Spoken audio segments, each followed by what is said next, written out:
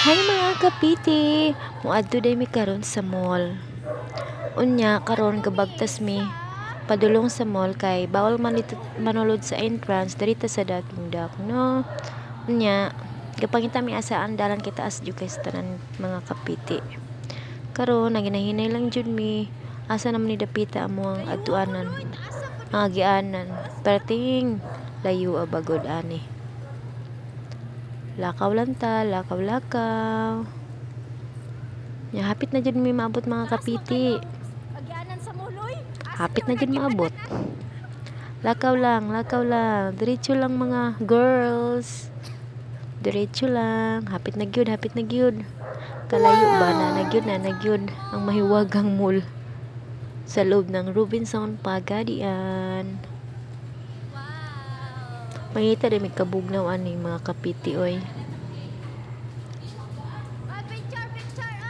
Ug sila dira, lagi lakaw lang.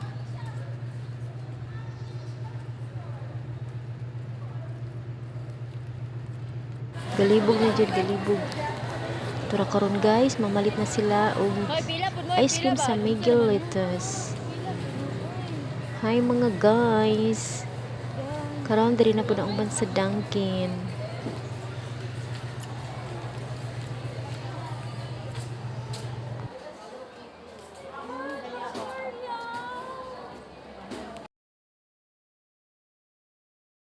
Okay guys, mga to na pud mi sa supermarket kay mamili na pud mi kung unsa mo ang palitonon.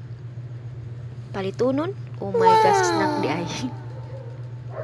Og karon magsunod-sunod ako kay mga libre daw sila. Libre, wow, bagong sweldo.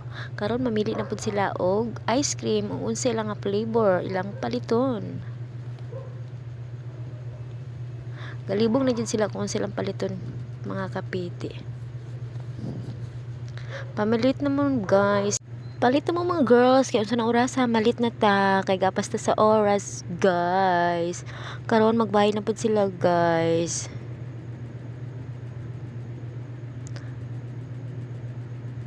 Karon maghulat na pud ko nila diri.